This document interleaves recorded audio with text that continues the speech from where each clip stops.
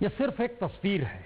दरअसल दिल्ली के भीतर भी एक डिजास्टर मैनेजमेंट काम करता है। वो रिपोर्ट आपको दिखाएं उससे पहले हमें लगता है कि काठमांडू शहर किस रूप में जाना जाता है। सही मायने में कहिए तो इस पूरे दौर में आधुनिकतम शहर, पर्यटक शहर और शायद धर्म और संस्कृति की पहचान लिए हुए शहर। सब कुछ वहां पर बदल जाएगा आने वाले वक्त में, क्योंकि वो शहर बदलेगा और बदलने के अलावे उसके पास कोई दूसरा चेहरा बचा नहीं, क्योंकि सब कुछ ध्वस्त हो चला है। उस शहर की गलियों से गुजरते हुए जरा काठमांडू शहर को देख लीजिए।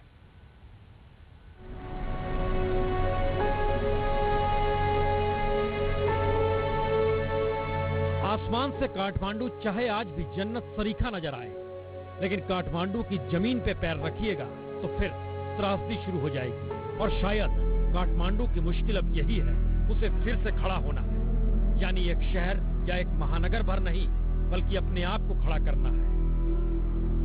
ये वो शहर है जहां 20 लाख लोग की रिहाइश है, लेकिन काठमांडू का मतलब सिर्फ रिहाइश नहीं, बल्कि इतिहास, धर्म, संस्कृति से लेकर आधुनिक शहरों की नुमाइश में अव्वल रहने वाला एक ऐसा शहर भी जहां दुनिया भर के लोग टूरिज्म का मजा लेते हुए धर्म और संस्कृति की जमीन को भी समझने आते हैं। शायद इसीलिए काठमांडू को सपनों का शहर भी कहा जाता है। लेकिन इस शहर को फिर से जिंदा होना है और नेपाल को भी अपने आसरे खड़ा करना है।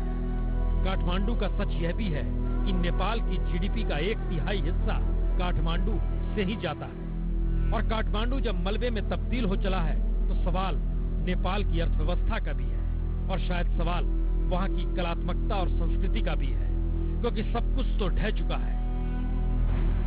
कलात्मक इमारतें ढह चुकी हैं, धर्म संस्कृति की पहचान इमारतों से निकलकर सड़क चौराहों पर बिखरी पड़ी है। रिहाइश सड़क पर टेंट तले हो चली है।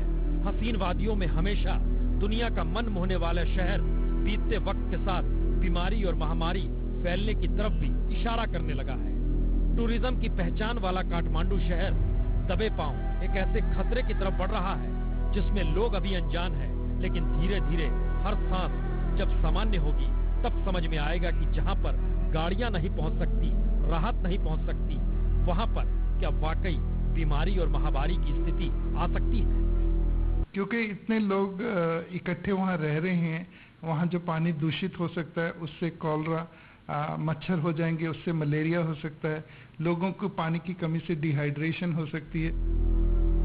यूं भारत ही नहीं 12 देशों के डॉक्टर भी नेपाल पहुंच चुके हैं, लेकिन जितनी तादाद में दर्द समूचे नेपाल में बिखरा पड़ा है और इलाज की व्यवस्था से आगे नेपाल के पहाड़ी इलाकों में जो मुश्किलात आ रही है वो काठमांडू से दिल्ली तक के हालात के जरिए समझा भी जा सकता है। आज हम लोग एक टीम जा रही है जो एसेस करेगी कि कितनी वहाँ जरूरत और है और क्या वहाँ का सिचुएशन है। दूर दराज के इलाके हैं जहाँ पे भूकंप के झटके लगे हैं, लोग घायल हुए हैं, उनके आने का सिलसिला अस्पताल में जारी हुआ है। चूंकि रास्ते खुल गए हैं तो निश्चित तौर पर अस्पतालों में फिर से एक बार भीड़ बढ़ने वाली है, घायलों की संख्या बढ़ने वाली है। नेपाल में राहत कार्य जोर शोर से चल रहा है, लेकिन परेशानियां अभी बची हुई हैं, चुनौतियां अभी बाकी हैं। डॉक्टरों का कहना है कि यदि लोगों को सही समय पर इलाज नहीं मिला, हाइजीन का ध्यान नहीं रखा गया तो महामारी फैलने का पूरा खतरा है।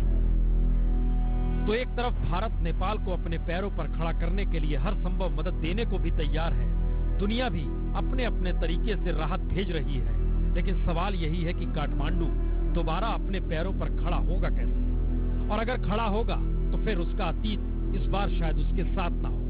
और प्रकृति की इस मार के बाद नेपाल में जिंदगी कितने दिन बाद लौटेगी और कैसे लौटेगी, अभी तो सारी मशक्कत सिर्फ और सिर्फ सांसों के लौटने और सांस लेने भर की हो चली है।